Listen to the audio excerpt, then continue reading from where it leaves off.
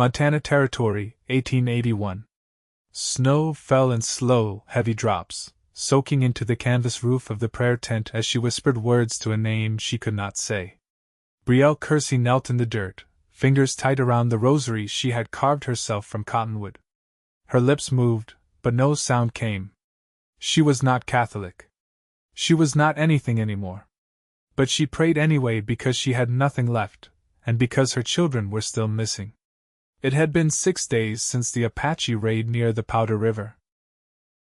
6 days since her wagon was turned over, her husband killed, and her 2 children Mara and Milo vanished into the pines.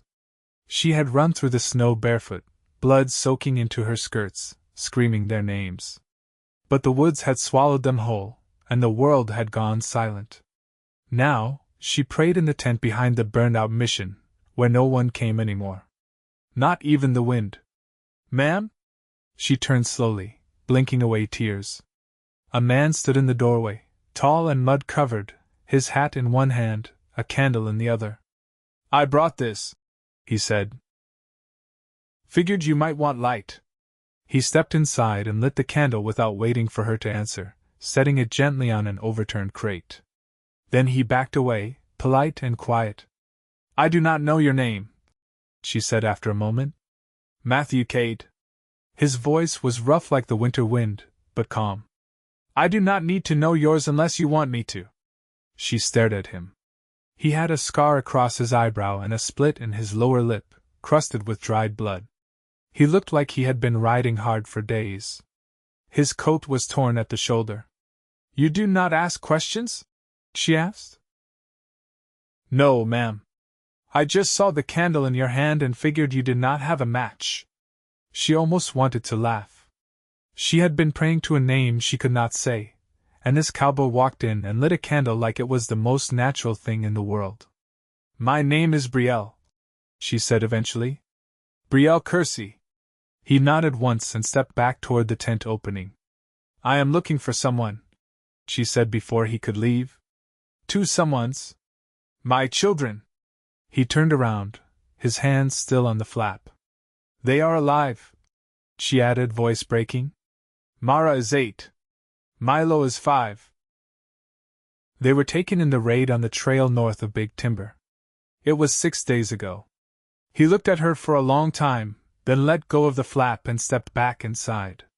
"I know those woods," he said. "I was tracking a herd through there last week." "You said Apache?" "Yes." Her hands trembled.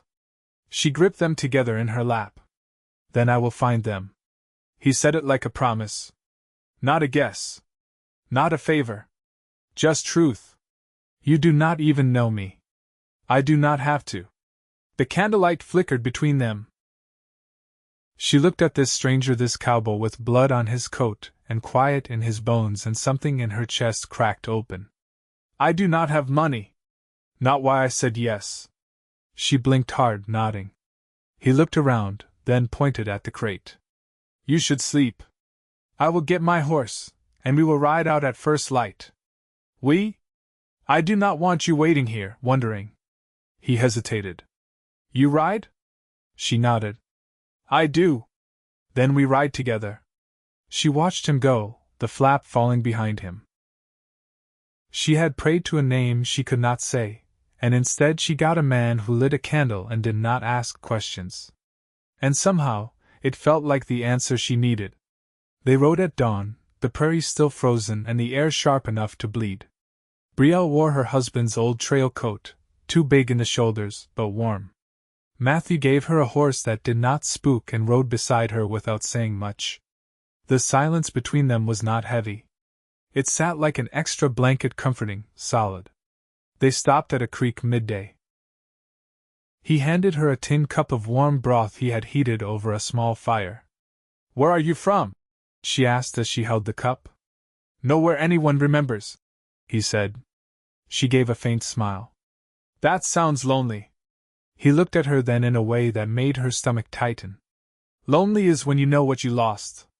She looked away, blinking hard. They found signs near dusk, broken branches, a boot print too small to be a grown man's.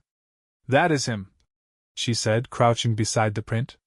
That is Milo's. Matthew studied the print, then pointed west.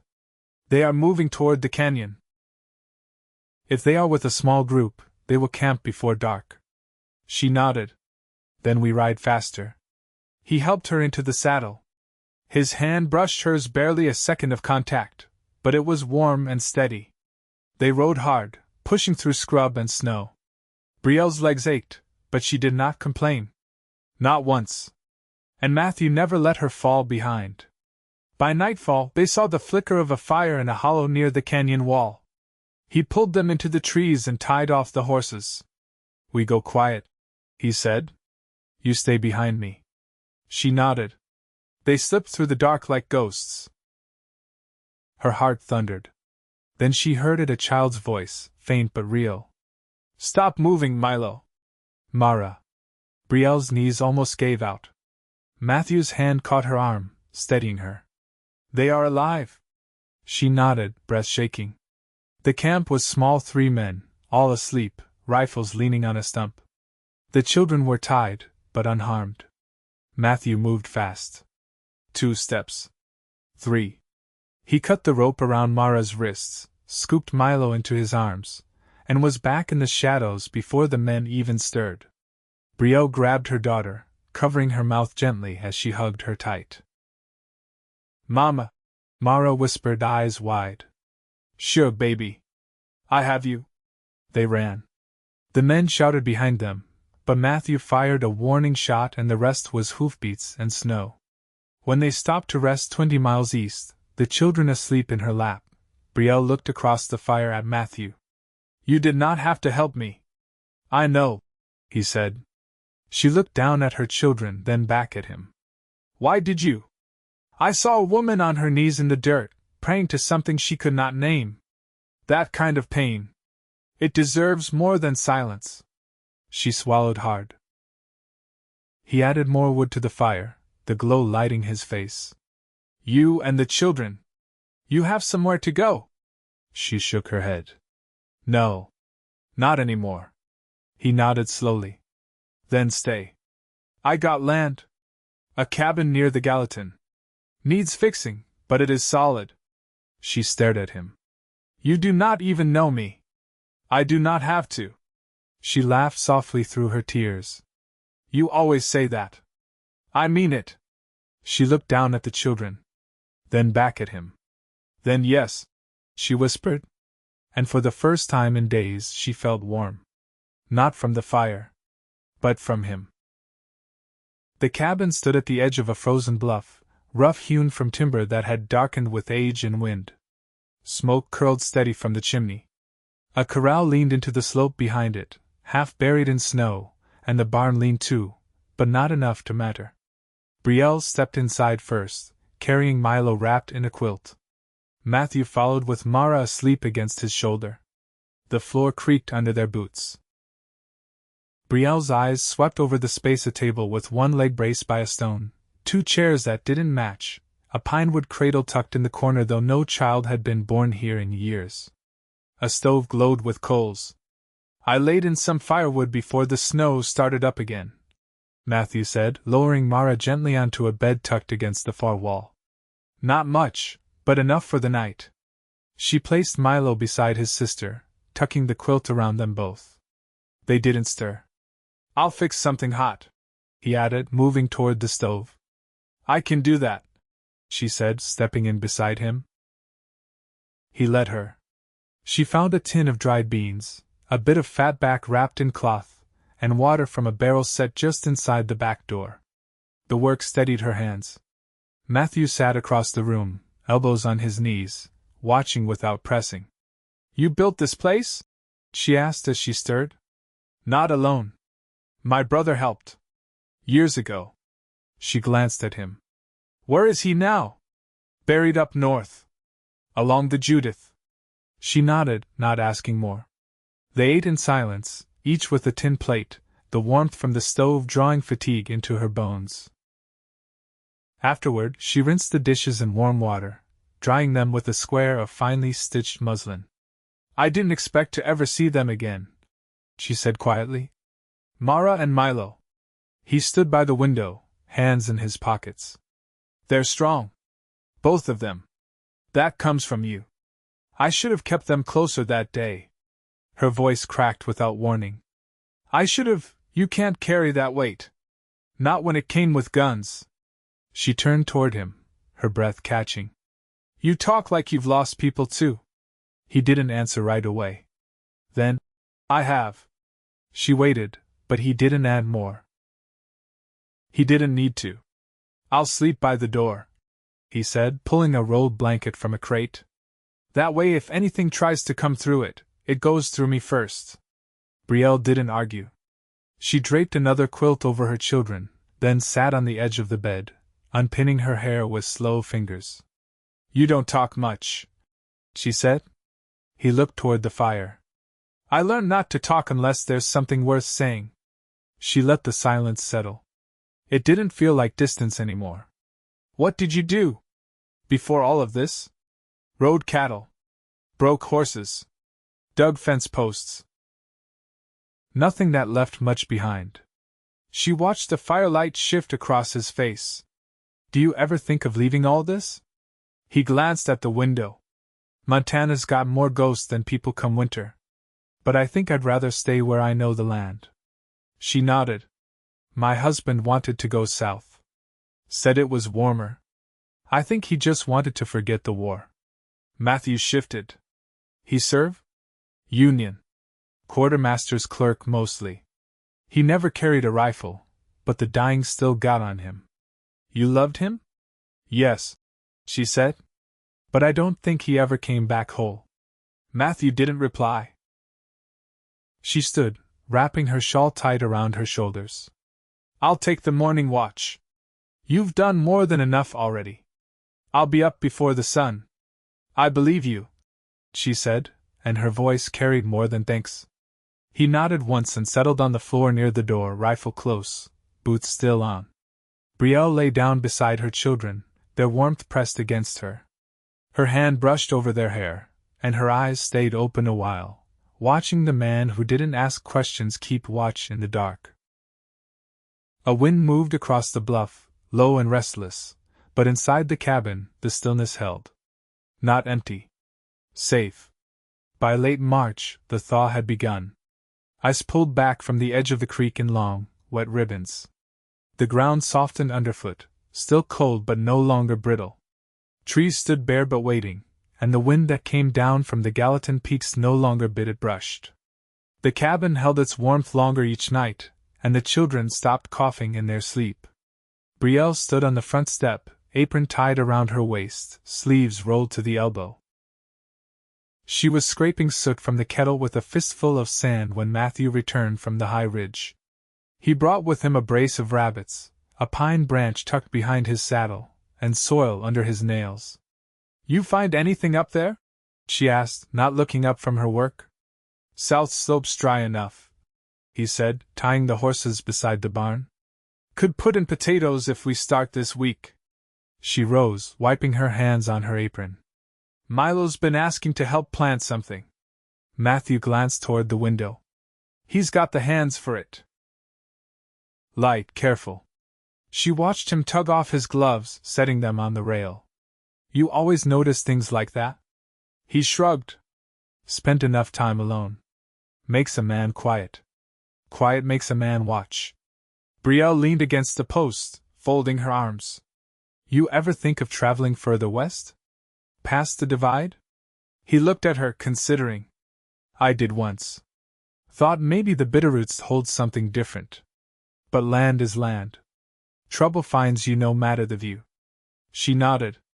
I used to think if I just kept moving, I could stay ahead of the ache. But it comes with you. Like breath. Matthew stepped up beside her, close enough that their shoulders nearly touched. He didn't speak, but she felt the stillness in him again, not absence, but attention. There's a letter I never sent, she said after a moment. To my sister in Kansas. I wrote it after Thomas died.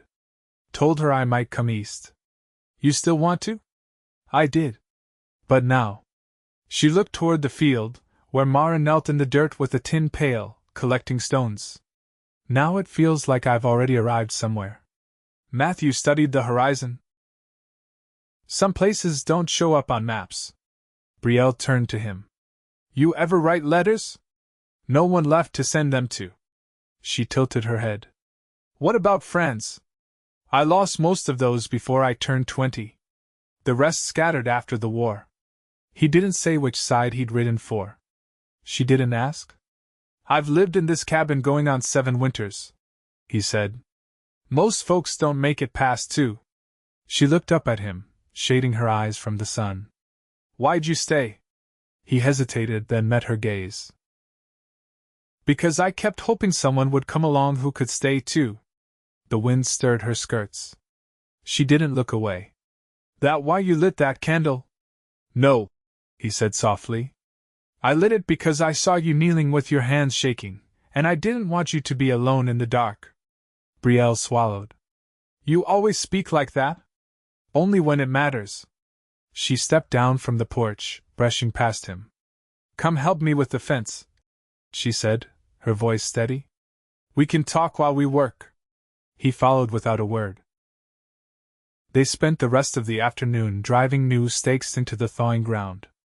Milo came to watch, then carried nails in a small tin, his face serious.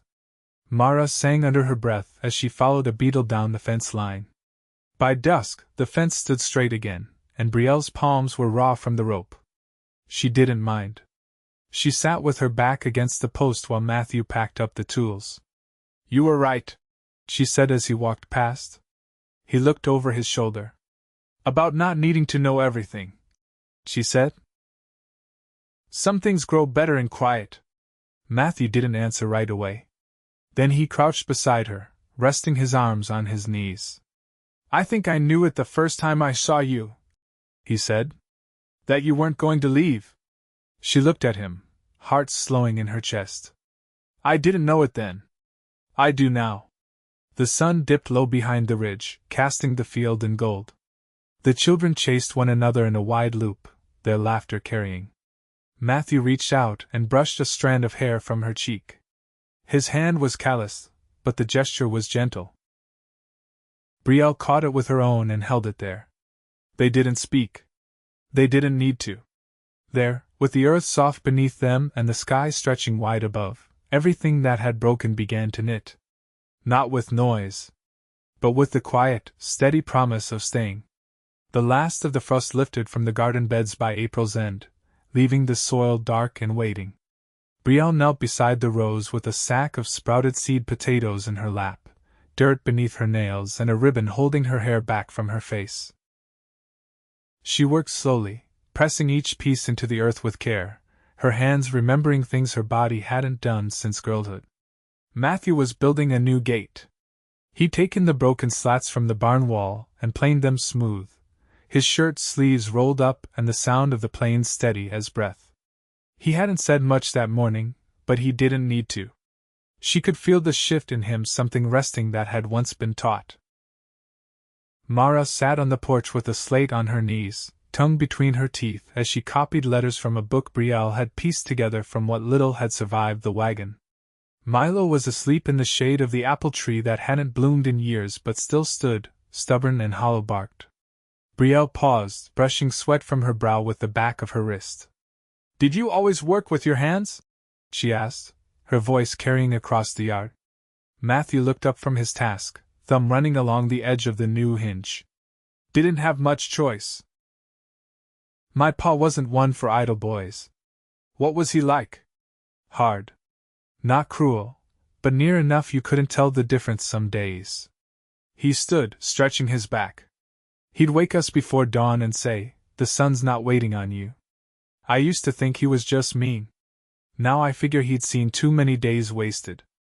She nodded slowly and reached for another potato. My mother used to say the Lord gave us 10,000 chances, but only the first one was easy. Matthew leaned against the gate frame, watching her. You think you ever got your first one? I thought I did. When Thomas asked me to marry him, I believed that was the start of all the good. But now I think maybe I mistook escape for beginning. She pressed the dirt down firm and sat back on her heels. This feels different. Like I'm starting something with both eyes open. He stepped down from the fence line and crossed to her, his boots quiet over the grass. You don't need to explain yourself to me. I want to, she said, meeting his eyes. You gave us this space. I'd like to give you something back that isn't just chores and quiet. Matthew crouched beside her, resting his arms on his knees. I didn't bring you here to earn your place. I know. But I don't want to feel like something you've taken in out of the cold either. He didn't touch her, but his words reached across the space between them. You're not a burden, Brielle. You're the first thing that's made this place feel like more than shelter. She looked at him then, truly looked. The lines at the corners of his eyes, not from age but from sun and watching. The way his jaw tightened when he held back emotion. The scar beneath his chin she hadn't noticed before, half hidden by stubble. I used to be afraid of stillness, she said. Like if I stopped moving I'd fall apart. You haven't. No. I haven't. She let out a breath. You've got a way of making the quiet feel like something I can lean into. Matthew reached out, slow, and brushed a thumb across her cheekbone. You don't flinch like you used to. You don't look away like you did when we first came. His hand lingered. I wanted to. It was easier not to see too much. And now? Now I'd rather not miss anything. She turned her face into his palm, her breath warm against his wrist. They stayed like that, the sun climbing slowly behind them, the earth opening to the season. Later, when the evening cooled the air and the potatoes were all in the ground, she found him standing by the water trough, watching the light shift across the field. I've been thinking, she said, stepping beside him. Dangerous habit. He murmured, eyes still on the horizon. I want to put down roots. Not just for the children. For myself. For us. He turned toward her, brow creased. You sure? I am. She reached for his hand, lacing her fingers through his. I've been wandering in my own skin for years. You've given me space to find my footing again. He didn't answer right away, just squeezed her hand gently. Then we'll build something that holds. She smiled, but it wasn't soft. It was steady. Behind them, the children's laughter rose again, drifting through the dusk.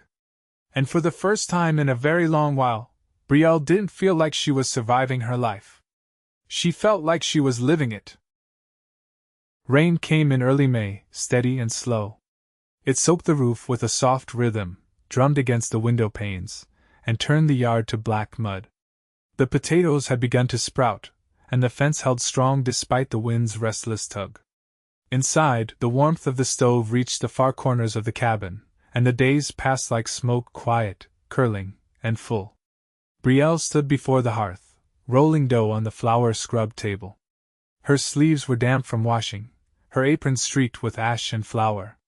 Mara sat nearby, mending a hem with careful stitches. Milo lay on a folded blanket, tracing shapes in the fogged window with his fingertip. Matthew stepped in from the barn, boots heavy with mud. He shut the door behind him and removed his hat, setting it on the peg without a word. You're soaked, Brielle said, dusting her hands clean. Roof over the haze sagging, he replied, pulling off his coat. If it keeps up like this, I'll need to brace it tomorrow. You'll need dry socks before that, she said, crossing to the cupboard. She took a pair she'd mended the week before and pressed them into his hands. He looked down at them, then up at her. You didn't have to. I know, she said. But I did. He sat on the edge of the bed to change, and she turned back to the dough, shaping it into rough rounds for the skillet. She didn't need to look to feel his eyes on her. You ever think about what comes next? He asked, voice low. I do, she said, not turning. Sometimes it comes to me when I'm washing dishes or untangling thread. Just a thought that lingers too long to be chance. What does it say? She glanced over her shoulder. It says I want to stay. Not just through the thaw. Not just till the children are grown. Matthew stood then, crossing the room with slow steps. He stopped beside her, resting his fingers lightly on the edge of the table. I'd been waiting to hear that, he said. But I didn't want to press. You didn't have to, she whispered. I've felt it, bit by bit, in the way you are with them. And in the space you gave me to grow into this life. He reached for her hand, his palm warm and rough. I don't want it to be just shelter anymore. I want it to be home. Yours as much as mine. She turned toward him fully, her hand still in his. Then let's stop waiting like it's something that needs permission. He leaned down then, not rushed, not unsure. His lips found hers in the stillness, and the room held its breath. It wasn't the first kiss of two strangers, it was the kind dreamed of in silence, held back by fear, and finally allowed. When they drew apart, either looked away. I'll marry you, she said, grounding every word. If you'll ask? I'm asking now, he said, no smile, just truth. Will you? She nodded, her voice caught in her throat. Yes. The next morning, they rode into Bozeman with the children bundled behind them. The sky had cleared, and the sun broke through in bands across the soaked road. The justice of the peace was a woman with a lined face and a voice like gravel. She asked no questions, only read the vows with plain grace. Milo tugged at Matthew's sleeve halfway through and whispered, Is this forever? Matthew bent low and answered him so only he could hear. It is. As long as she wants me. Afterward, they shared bread and smoked fish at a neighbor's table, and Mara gave Brielle 3 daisies she'd picked from the edge of the path. It wasn't a grand day, but it was full, and it was theirs. That night, they returned to the cabin. The air smelled of damp pine and lilac. The children fell asleep quickly, worn from the ride and the excitement. Brielle stood on the porch with her arms folded around herself, watching the stars blink into view. Matthew stepped behind her, wrapping his arms around her waist. You cold? He asked. No, she said, leaning back into him. Not tonight. He rested his chin on her shoulder. This place, it's never been more than boards and dirt to me. Not until you. It's more than a place now, she said. It's a life. They stood that way until the night deepened, until the crickets began to sing and the wind moved gently through the grass. Seasons turned. By midsummer, the garden was thick with green. Beans climbed strings near the porch, and the potatoes flowered white and yellow. Matthew built a second room onto the cabin with timber from the ridge. Brielle taught Mara to read with steady patience and held Milo as he cried after scraping his knee on the creek stones. They had chickens by fall, and a second milk goat that followed Mara like a shadow. The barn roof held through the storms. The quilt stayed mended, and the fire never went out. Some days were quiet, others hard. But every one of them was shared. One evening, as the leaves began their slow change, Brielle stood beneath the apple tree with Matthew, her hand resting over her belly. You sure? He asked, his voice hushed. She nodded, eyes shining. I am. He didn't speak. He just pulled her close, arms wrapped around her like he'd never let go. And he didn't. Not through winter or wind. Not through years. Not ever. They grew old gently, in a house they built together, surrounded by the laughter of children and the hush of the land. And every morning, before the sun rose over the ridge, Matthew lit a candle on the old crate by the window. Not because he had to, but because that one small light had once changed everything.